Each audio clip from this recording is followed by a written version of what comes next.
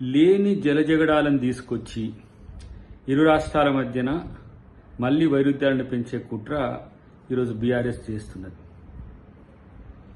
అటువైపు జగన్కు, ఇటువైపు మీకు ఏ విధంగా రాజకీయంగా ఉపయోగపడుతుందో ఆ అంశాలను తెరలేపుతున్నది. మరి మీరా నేరుగా మీ సారా తెలియదు, కానీ ఇలాంటి పనికిమాలినవి మానుకుంటే మంచిది. ఎవరు పర్యావరణ అనుమతులు ఇచ్చిండ్రు? ఎవరు నీటి వినియోగ అనుమతులు ఇచ్చిండ్రు? ఇప్పటికీ మిగులు జలాల మీద చర్చ జరుగుతూనే ఉంది. ఉభయ నదుల యొక్క సమస్యల మీద నిరంతరం సమావేశాలు జరుగుతూనే ఉన్నాయి. మీ అజ్ఞానం వల్ల జరిగిన కొన్ని సంఘటనలను ఇప్పటికీ వాటిని ఏ విధంగా పరిష్కరించాలనే దాని దగ్గర తెలంగాణ ప్రభుత్వం మల్లగుల్లాలు పడుతున్న పరిస్థితి ఉన్నది.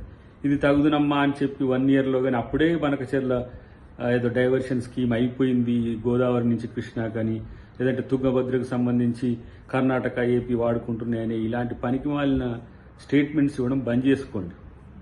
గోబెల్స్ మొదలు పెట్టేసి ఏదో జరగబోతుందని చెప్తే మీరు చెప్పితే వినేటోళ్ళు ఎవరు లేరనే విషయం మీరు పట్టించుకోకపోతే మేమేం చేసేది?